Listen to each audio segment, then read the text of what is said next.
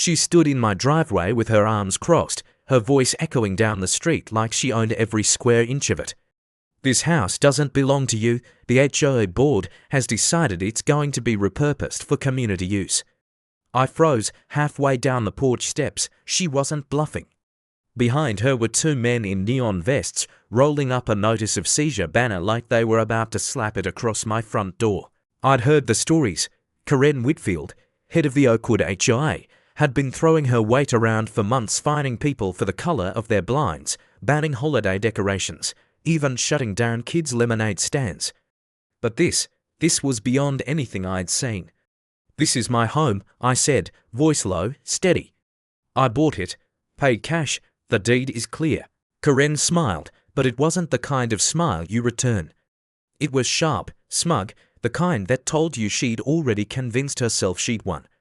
"Not anymore," she said, waving a manila folder. "According to revised HOA Policy Section 1(c), your property has been reclassified. Consider this a reassignment." My pulse pounded. She was holding up paperwork, but even from 10 feet away I could see it was barely stapled together, like something she'd printed from Word an hour ago. Still, her tone dripped authority. And the two men behind her, they didn't question it. They started hauling a roll of caution tape like they were prepping a crime scene. I felt heat rising in my chest. Enough was enough. "Touch that door," I warned, "and you'll regret it." Karen tilted her head, mocking big words for someone with no backing. "You're just a homeowner. I am the HOA." Before I could answer, a deep rumble broke the standoff, the sound of heavy tires on gravel. A dark SUV rolled up, blacked-out windows glinting in the sun. The men in vests hesitated.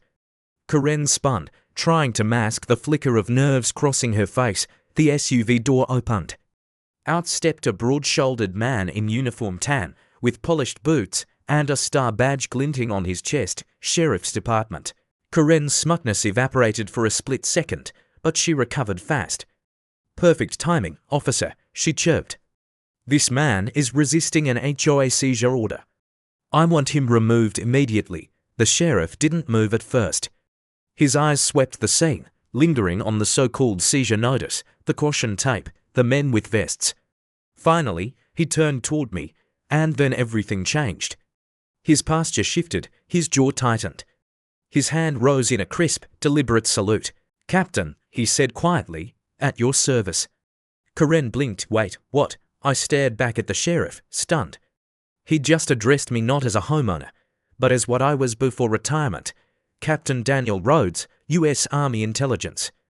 I hadn't heard that title spoken with such weight in years. Karen's face twisted. "Captain? What does that have to do with anything? This is HOA business." The sheriff lowered his salute, but his tone was firmer now. "Ma'am, HOA boards don't have the authority to seize private property, and certainly not the home of a decorated veteran." Murmurs rippled from neighbors gathering at the edge of their lawns, phones already out recording. Karen's voice cracked with forced confidence. "Don't be fooled. This house belongs to the HOA. I have the documentation." She thrust the folder at the sheriff. He flipped it open, scanned one page, and let out a dry laugh. "This isn't documentation. This is a forged template downloaded off the internet.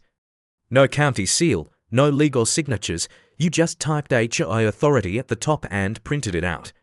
The crowd chuckled. Karen's cheeks flushed crimson.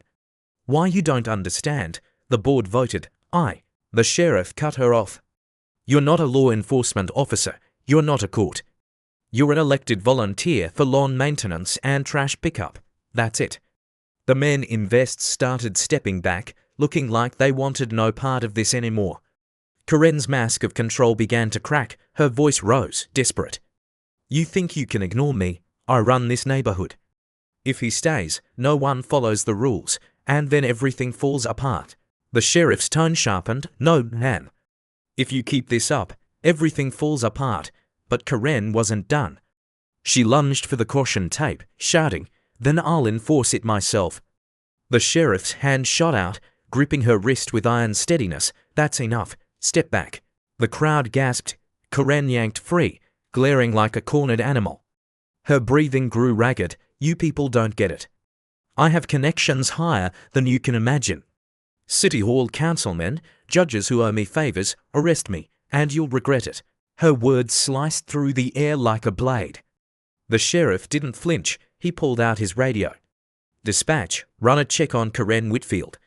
Possible forgery, harassment, attempted unlawful eviction." Karen's eyes widened. "You can't do this." "I'll have your badge." Before anyone could react, she bolted, rushing toward my porch like she was going to plant that banner herself. The sheriff moved fast, his arm wrapped around her middle, hauling her back. Karen shrieked, kicking, clawing at his uniform. "You'll all pay for this," she screamed, her voice cracking. The metallic click of handcuffs echoed through the neighborhood. "You're under arrest," the sheriff said firmly. "Forgery, trespassing, attempted break-in, and harassment of a veteran." The crowd erupted in cheers, phones tilted closer. Someone shouted, "Finally!" Karen's face turned blotchy red. She thrashed against the cuffs, but the sheriff's grip was unbreakable. "You think this ends with me?" she spat, her voice wild. "You don't know the half of it. This whole neighborhood, this land, it's not what you think. I've seen the real contracts. You're all living on borrowed time." A chill ran down my spine. The sheriff shoved her toward the SUV, but even as she fought, her words echoed in my head. "Real contracts, borrowed time." Neighbors muttered uneasily. The celebration dimmed just a little, uncertainty settling like a shadow. I stood straighter, my old instincts flaring back to life. Whatever Karen thought, she knew it wasn't just bluster. I could see it in her eyes. As the SUV door slammed shut, Karen pressed her face to the window, her final words muffled but chilling. "You'll wish you'd listened." The engine roared to life. The sheriff drove her away, but the crowd's whispers lingered.